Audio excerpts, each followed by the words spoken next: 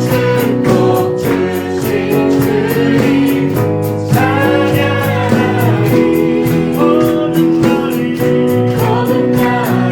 다가와도 Always sing 주님을 찬양해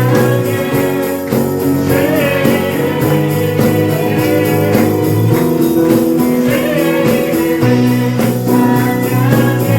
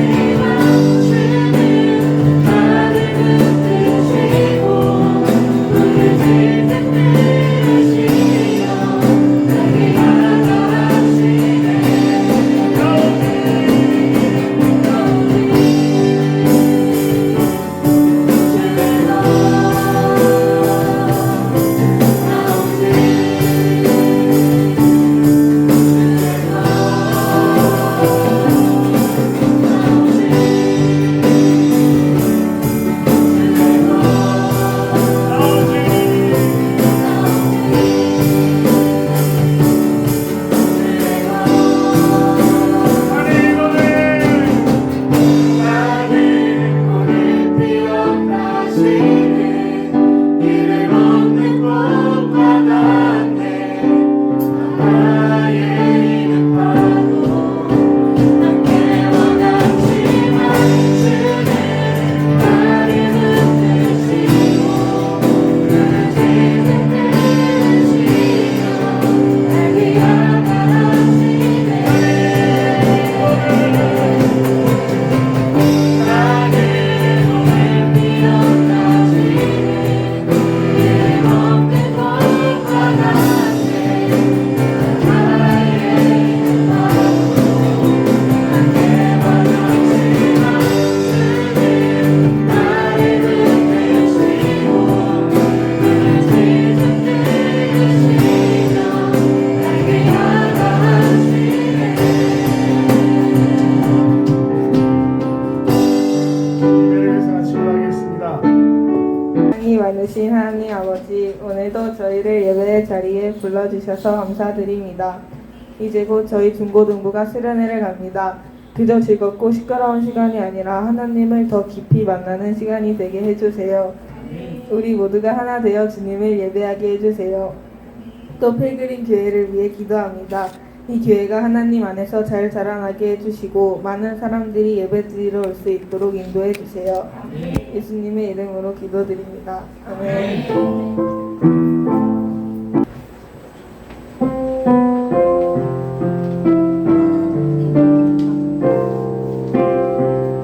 깊은 절망에 수렁 가운데 주님께 말씀 없던 우리 어둠 밤중에 하늘을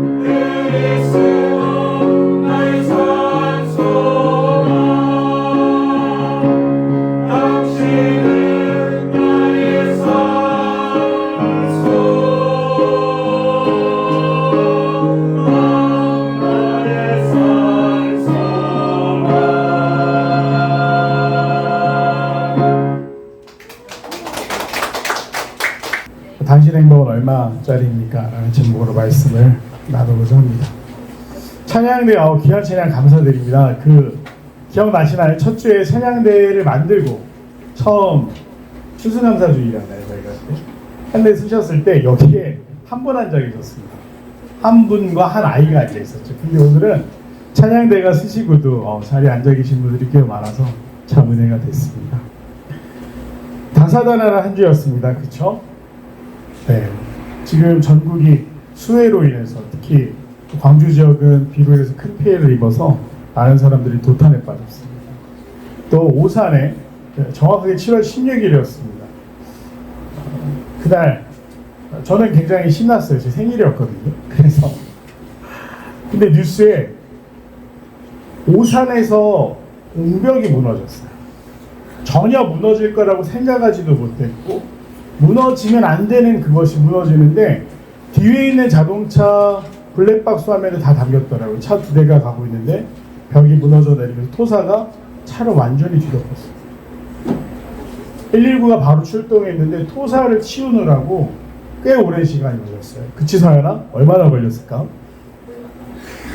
자, 목사한테 집중하고. 그래서 소방대원들이 차 2대가 묻힘을 파냈는데 결국 한 사람이 죽었어요. 누가 태어난 날 누구는 죽었어요. 또 사랑하고 존경하는 한 성도댁에서는 불이 날 뻔했습니다. 다행히 불이 크게 나진 않았죠. 또 한 분은요, 잘 세워놓은 차를 본인의 실수도 아니고 멀쩡하게 세워져 있는 차를 누군가 빵 치고 가서 수리비가 300만 원이 나오는 상황이 됐습니다. 다 이걸 예상하고 살 수가 없습니다. 그렇지 않습니까? 그 옹벽을 지나던 그 목숨을 잃었던 분은 그날 자기가 죽을 거라는 건 알았을까요? 그렇지 않았습니다. 또 갑자기 우리 집에 불이 날지 또 차가 망가질지 우리는 예측하지 못합니다. 또 전국 곳곳에 수해. 저희 아들이랑 얘기하는데 그런 얘기를 하더라고요. 기상청에서 아빠 하루에 80mm 온다라고 예보를 했는데 1시간에 80mm 내렸대요. 80mm 내린다는 건 맞췄어요. 근데 그게 1시간 만에 내리면 뭐가 됩니까? 수해가 됩니다. 그래서 장사를 하시던 분들이 눈물로 어떻게 할 수가 없는 거죠. 누가 잘못했습니까? 누가 잘못한 일이 아닌데 내 터전이 하루아침에 물에 잠겨버리는 거죠. 또 충청 지역도 큰 피해를 입었다고 합니다. 가만히 생각해보면 우리가 이곳에 이렇게 앉아서 예배드릴 수 있는 거 기적이에요. 은혜입니다. 오늘 내가 집으로 돌아가다 어떤 일이 있을지 아무도 몰라요. 그래서 소망하는 것은 나에게 다음이 있다라고 아니란 생각으로 내가 하나님 앞에서 정말 온전하게 서 있는지 늘 살펴야 함에도 불구하고 내가 보고 싶은 것, 하고 싶은 일이 우선이 될 때 우리 어떻게 됩니까? 하나님 앞에서 부끄러워질 수밖에 없어요. 언제 부르시더라도 또 언제 하나님 앞에 가게 될지라도 우리가 부끄럽지 않은 성도의 삶을 살아야겠습니다. 하나님은 우리에게 완전을 요구하지 않으세요. 최선을 요구하십니다. 주중에 꼬리에 꼬리를 무는 이야기인가요? 거기에 최배달과 역도산이라는 사람 이야기가 나오죠. 최배달이라는 사람이 제일 싫어하는 말이 최선을 다할게요라는 말이에요. 최선을 다한다는 말은 변명이다. 반드시 해내라. 그래서 아들이 서태 의대 시험을 보는데 아들이 정형외과 의사입니다. 근데 떨어졌다고 합니다. 아버지 죄송합니다. 좀 부족했습니다. 최선을 다하겠습니다. 그랬더니 처음으로 자기한테 화를 냈대요. 최선이 아니라 반드시 하겠다고 이야기합니다. 물론 하나님이 그렇게 최배달처럼 우리에게 무섭게 이야기하지는 않으세요. 그러나 앞서 말씀드린 것처럼 완전할 수 없지만 매일매일 우리가 성화라는 과정에서 하나님께 기쁨이 되고 하나님이 원하시는 바를 이루어가고 하나님의 모습을 닮아가도록 노력하며 살아갈 수 있는 귀한 믿음의 성도들이 되시길 간절히 소망하고 축복합니다. 오늘 한 여인이 나옵니다. 이 여인은요 성경에 여러 차례 등장하는데 성경학자들이 헷갈려해요. 왜 헷갈려하느냐? 장소가 다 다릅니다. 이 여인이 한 여인이 우리가 기억하기로는 막달라 마리아 본받아서 이 찬양 때문에 다 막달라 마리아라고 생각하지만 성경 안에 어떤 여인이 등장해서 무려 1년치 봉급에 해당하는 향수를 깨뜨려서 자신의 머리칼로 예수님의 발을 닦았다. 또 오늘 본문은 조금 다릅니다. 예수님의 머리에 뿌립니다. 이 사건들을 기록하고 있는데 장소가 달라요. 어떤 사건은 오늘 본문에 뭐라고 되어 있습니까? 나병 환자 시몬의 집에서 식사하실 때, 베다니 지역입니다. 베다니 지역에서 식사하실 때 어떤 여인이 예수님께 향유를 뿌렸다. 또 그 나사로의 집에서 어떤 여인이 향으로 예수님의 머리를 눈물로 닦고 발로 닦았다. 또 누가복음을 보면 바리새인의 집에서 그랬다라고 등장을 하고 있어요. 그래서 성경학자들은 이게 일회적인 사건, 한 명이 한 게 아니라 비슷한 일이 여러 차례 반복했던 게 아닌가. 그것이 예수님께 경배를 표현한 방법이 아니었을까라고 이야기를 하는데요. 몇 명이었냐, 어디였느냐, 그 사실이 중요한 게 아니라 오늘 왜 이런 일을 했는가에 대해서 이것이 어떤 의미였는지를 우리가 좀 알아봤으면 좋겠습니다. 예수님이 나병 환자 시몬의 집에서 식사를 하십니다. 이도 굉장히 이례적인 일입니다. 나병 환자, 한센시병이라고 전에 한번 말씀드렸죠. 전염병인데 피부병입니다. 피부질환 지독해서 온몸을 썩게 되는 병이에요. 그게 감염률은 뭐 20%, 15% 내외라 막 만지기만 해도 병이 옮거나 이러는 건 아니었지만 치명적인 질병이었어요. 물론 이 시몬의 집에 가셨을 때 그의 나병은 분명히 나았을 겁니다. 아마 그리고 감사의 의미로 식사를 하지 않았을까 생각해 볼 수 있는데 이때 한 여인이 등장을 했어요. 그리고 값진 향유, 곧 순전한 나드 한옥화. 이 나드라는 건 그 중부 서아시아나 중부 아시아나 혹은 고산지대에서 자라는 꽃이 있다고 합니다. 그 꽃을 따서 기름으로 정제해서 만든 향수였다라고 해요. 근데 이 향유가 어떤 의미를 가지고 있었는지가 중요합니다. 이 향유는 혼수였습니다. 여인들이 이 향유를 어머니가 재산을 팔아서 돈을 차곡차곡 모아서 딸에게 선물한다는 건 어떤 의미냐. 또 이 사람이 당시 어린 여성들이 오늘처럼 돈을 벌 수 없었기 때문에 이 향유는 가족 중에 누군가 선물로 줘야 되는데요. 이 향유는 어떤 의미를 가지고 있었느냐. 사랑하는 신랑을 만나서 첫날 밤을 치를 때 그 밤을 꾸미는 향기를 사용하기 위해서 이 향유를 평생 지니고 다니고 언젠가 결혼하게 되면 나는 행복한 가정을 꿈꿀 거야 라고 여자들이 꼭 가지고 다녔던 것이 이 향유라고 합니다. 근데 당시에는 굉장히 비쌌습니다. 300데나리온 정도 가치가 있었다. 뒤에 나중에 누군가 얘기하는데 이게 누가복음에서 누가 이 불평을 했는가 보면 가룟 유다였습니다. 그 사람은 셈에 빠른 사람이었어요. 저거 당장 봐도 300데나리온. 근데 300데나리온이 얼마 정도의 가치를 가지고 있느냐. 1데나리온이 하루 임금입니다. 최저임금으로 하면 지금 얼마죠? 만원? 14,000원. 14,000원. 1,800원. 하여튼 뭐 11,000원 정도로 계산해 보겠습니다. 그러면 300이면 얼마입니까? 300만 원이 넘어요. 그런데 가치라는 게 있지 않습니까? 고대 사회에서 300만 원 정도, 그래서 1년치 품삯이라는 건요, 오늘날의 가치로 환산하면 10배 이상의 가치가 있습니다. 그런데 이 귀한 거, 영어 번역으로도 뭐라고 되어 있냐면 years of wages라고 되어 있어요. 1년치 연봉이라고 되어 있어요. 근데 그 비싼 향유를 이 여인이 뜬금없이 예수님께 가지고 나와서 깨트리고 예수님의 머리에 부었다. 사실 때와 장소, 상황이 다 예수님의 머리에 향유를 부어야 되는지 매치가 되지 않습니다. 식사하시는데 향수 확 뿌리면 어떻게 될까요? 음식 냄새를 못 맡습니다. 그리고 이 향유를 뿌린 장소도 문둥병자의 집이었어요. 이 여자가 자기가 결혼할 때인데 이 성경에 공통적으로 이 여인에 대해서 한 가지 진술하고 있는 게 있어요. 죄 많은 여인. 그가 무슨 죄를 지었는지 예수님 모르십니까? 누가복음에서는 그렇게 얘기하고 마태복음에서는 죄인이었다고 해요. 그래서 추측하기는 뭐 몸을 팔거나 아니면 그 하나님 앞에 똑바로 설 수 없는 죄를 지은 사람이었을 것이다. 그래서 결혼은 꿈도 못 꾸는데 그래서 자기를 예수님이 신랑처럼 여기며 이 향유를 드린 것을 아닐까라고 말하는 성경학자들도 있습니다. 그것을 다 합쳐서 생각해 보자면 너무나 사랑하는 마음에 예수님이 가장 좋은 일을 해드리고 싶었어요. 그리고 이 일을 행합니다. 그런데 사람들의 반응이 어떻죠? 아까 말씀드린 것처럼 가룟 유다 같은 사람이 주편을 튕기는 겁니다. 계산해 보는 거예요. 이거 단돈으로 팔면 최소 250만 원, 제대로 팔면 300만 원이 넘는데, 아니 이걸 팔아가지고 가난한 사람들한테 나눠주면 예수님이 더 기뻐하실 건데 이게 지금 뭐 하는 거냐 라고 혼을 냅니다. 근데 이 제자는 이 상황에 대해서, 이 여인이 한 행위에 대해서 온전히 이해하지 못했어요. 그래서 자기가 넘겨짚어서 예수님이 무엇을 좋아하실까라면서 윤리적으로 옳은 얘기를 하지만, 오늘 이 여인이 한 행위는 무엇입니까? 예수님 뭐라고 얘기하시죠? 내가 언젠가 죽을 때 나의 장사를 지내기 위해서 먼저 이렇게 내 몸에 향유를 바르고.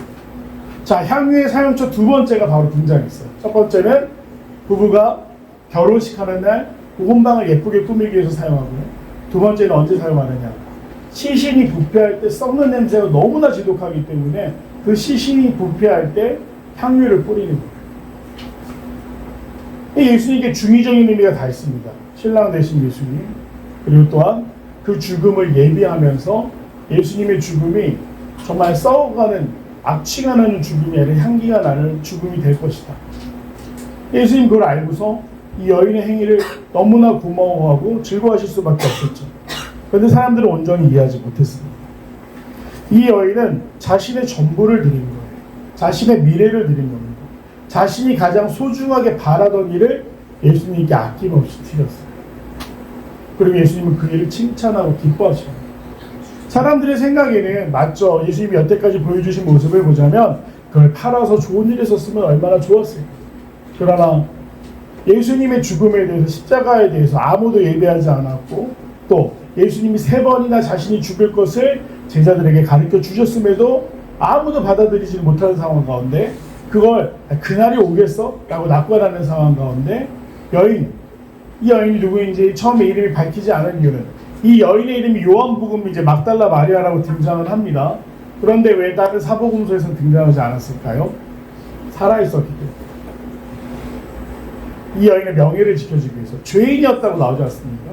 지금 초대교회 안에 예수님이 승천하신 이후에 이미 초대교회의 중요한 목격자이자 또 지도자가 돼 있었던 그 여인의 명예를 위해서 처음에 이름 밝히지 않았지만, 요한복음은 예수님이 돌아가시고 제자들이 다 죽은 다음에 쓰여졌어요.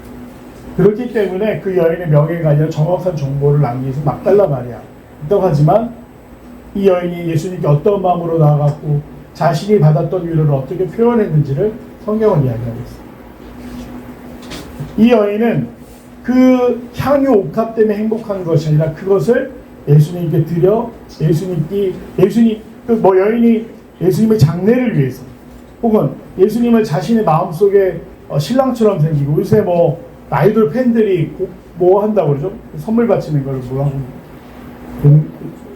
조공, 네, 조공으로 드린 게 아닙니다. 사랑의 마음으로 드렸어요. 그리고 그만큼의 행복을 얻었죠.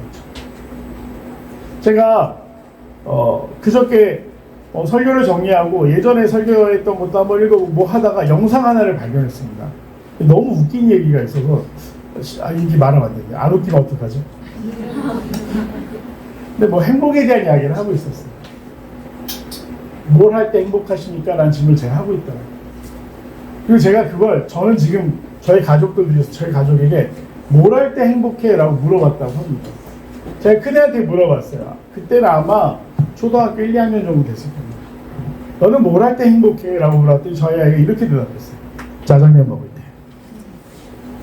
그럼 이 아이의, 당시 초등학교 1학년이었던 이 아이의 행복은 얼마짜리입니까? 당시 물건 한 6, 7천 원짜리인 거죠. 짜장면 먹을 때 행복하니까 짜장면만 사주면 되는 거 아닙니까? 그래서 제 아내한테도 물었습니다. 당신은 뭘 할 때 행복해? 그랬는데 앞에서 먹는 걸 얘기하니까 아내도 먹는 걸로 대답했더라고요. 나는 초밥과 회를 먹을 때 행복해. 저분의 행복은 한 3, 4만 원짜리였습니다. 네. 그리고 여러분께 한번 질문해 보겠습니다. 뭐 할 때 행복하십니까?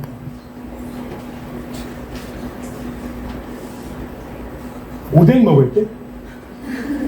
소정이 1,000원짜리 행복인가? 아니야, 미안해. 그래, 뭐 할 때? 효인이가 간장게장 놀 때, 효인이가 간장게장 먹을 간장게장 먹을 때 행복해. 이준 아멘해. 아멘 해봐. 오늘 이뤄주실 줄 믿습니다. 간장게장 먹고 싶다. 그렇죠. 방금 제가 얘기한 거지만 뭘 먹어서 행복한 사람들이 있어요. 어떤 사람들은 엄마 밥 아니면 누군가의 요리. 네. 자, 우리 친구들 좀 진정하고. 요새 한 끼 줍쇼가 아니라 한 끼 해줄게란 프로그램 있는 거 아세요? 남의 집 찾아가서 들어가서 막 셰프들이 요리를 해줘요. 이용복 셰프가 갑자기 우리 집에 와서 나에게 요리를 해준다는 행복하겠죠. 근데 그 행복은 얼마짜리일까요? 몇 시간짜리일까요? 2시간. 맞아, 그 정도일 거예요. 요리라는 데 1시간 먹고 얘기하고 정리하다 가면 그 다음부터 설거지가 많이 남아서 행복하지 않죠. 여행을 가면 얼마나 행복하시겠어요? 이틀? 패키지 가격만큼 그 기간만큼 행복하지 않을까요?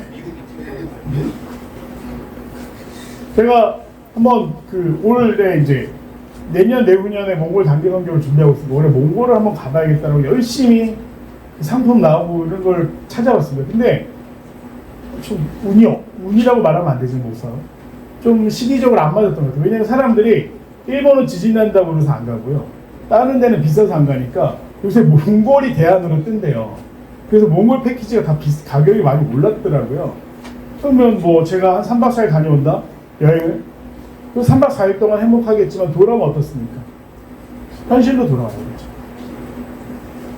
결국 행복이라는 게 뭐냐? 무엇을 먹어서, 무엇을 해서, 무엇을 가져서가 아니에요. 간절히 소망하던 것들을 가져보신 적 있으십니까? 어렸을 때 막 난 크면 어른이 되면 이거 꼭 가져볼 거야. 난 어른이 되면 이걸 꼭 해볼 거야. 저는 G-SHOCK이라는 시계가 있습니다. 아시나요? 한때 패션 피플들에게 꼭 베이비지 뭐 이렇게 해가지고 일본식 카시오에서 나온 시계가 있어요. 한 15만 원에서 20만 원 정도 합니다. 근데 제가 그걸 짝퉁으로 차고 다녔어요. 저만 아니지만 부끄러워요. 그러다 결혼하고 아내가 진짜 G-SHOCK을 한번 사줬어요. 그때는요 제가 오른손에 차고 다녔어요. 오른손잡이. 사람들 좀 보라고. 나 G-SHOCK 찼다고. 아무도 몰라가지고 혼자 그러고 다녔습니다. 근데 재미있는 건요. 그날 행복하고요. 그 다음날부터 이게 내가 원했던 그 느낌이 맞나? 그래서 그냥 시계를 전락하고 심지어 지금 어디가 있는지 잘 모르겠어요. 예, 제가 이 정도밖에 안 됩니다. 마음껏 비웃으세요. 네, 미안하세요. 선물인데. 죄송합니다. 효린이 끝나고 남아. 우리가 뭘 가져서 행복한 거 얼마나 나겠습니까? 명품백 가지시면 행복하실까요? 네. 될 줄로 믿습니다, 원사님. 네.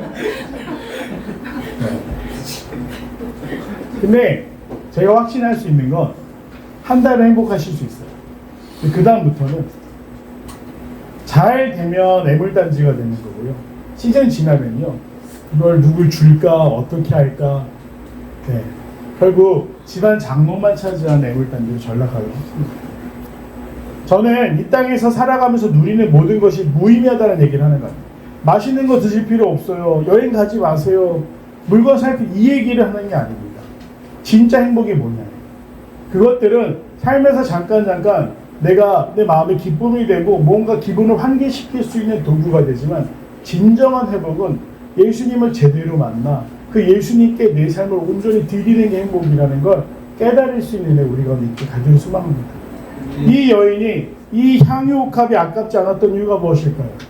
그 여인은 예수님을 통해서 인생의 목적을 깨달았어요. 예수님을 통해서 그 삶을 온전히 용납받았어요.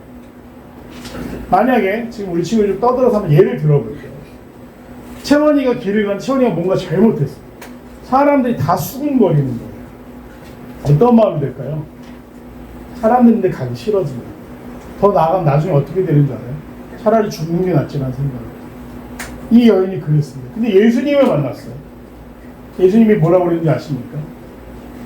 우리 아까 찬양을 하는데 제가 정말로 너무나 사랑하는 찬양인데 왜냐면 그 한 줄 같더니 너는 참 귀하다.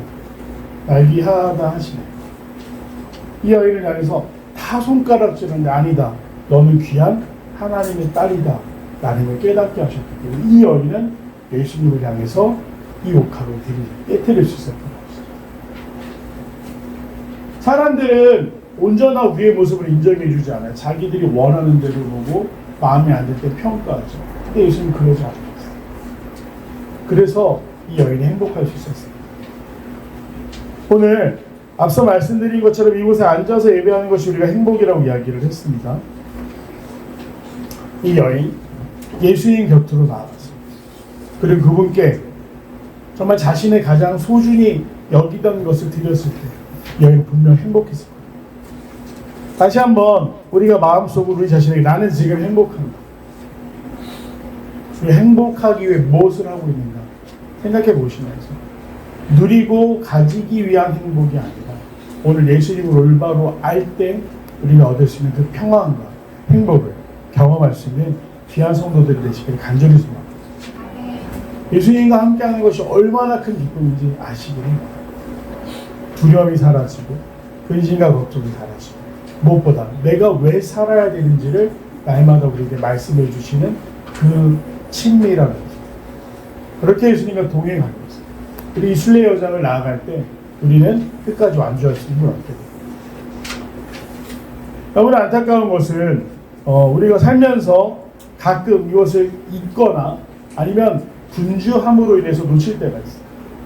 어떻게 해야 됩니까? 빨리 깨달아 빨리 돌아올수록 힘이 적게 됩니다. 멀리 갈수록 멀리 돌아와요. 아마 집사님, 권사님들은 공감하실 겁니다. 어디 길을 가는데 진짜 희한한 건요, 옆에 계신 분들이 길을 더 잘 알아요. 내비를 켜고 가도 제가 운전하면 아내가 저기서 우회전하세요. 근데 저 꼭 말을 안 듣거든요. 우회전 안 하면 나중에 엄청 돌다가 가요. 좌회전하세요. 아, 이거 내가 더 잘 알아. 좌회전 안 합니다. 더 힘들어요. 어떻게 그렇게 길을 잘 아는지. 또 순종하면 빨리 해서 빨리 도착할 수 있는데 고집 부리다가 항상 돌아가는 저의 어리석은 실수를 보면서 멀리 가기 전에 깨달아 방향을 틀고 힘이 덜 든다는 게 사실 뭐 어려운 이야기가 아니지 않습니까? 그렇게 해서 오늘 주님과 동행하는 우리가 진정한 행복의 자리가 어디인지 깨달아 주님 앞에 설 수 있는 귀한 성도들이 되시기를 간절히 소망합니다. 기도하겠습니다. 사랑하는 아버지 하나님, 주님 앞에서 떠나지 않게 하시고 주님 앞에서 멀어지지 않게 하시고 오늘도 나를 보시며 참 귀하구나 말씀하시는 그 위로와 평안이 주님 나에게 힘이 됨을 고백합니다. 오늘 이곳에 함께해 주셔서 귀한 우리를 붙들어 주시고 세임 주시고 주여 온전히 주님과 동행할 수 있도록 그 길을 완주할 수 있도록 인도하여 주시옵소서. 감사드리며 사랑하는 예수님의 이름으로 간절히 기도드립니다. 아멘. 이제는 이 땅 가운데 소외되고 슬퍼하며 또 낭망하는 자들을 일으켜 주시사 귀하다 말씀하시는 예수 그리스도의 놀라운 은혜와 오늘 우리를 사랑하셔서 가장 소중한 그 동생자를 이 땅 가운데 보내신 아버지 하나님의 크신 사랑, 오늘 우리를 끝까지 포기하지 않으시며 동행하여 주시며 함께 걸으시는 성령의 내주 역사하심이 주님 앞에 나와 정말 주님께 모든 것을 드리며 참 행복을 얻기 원하는 귀한 성도들의 삶 가운데 영원토록 함께 하시기를 축원하옵나이다.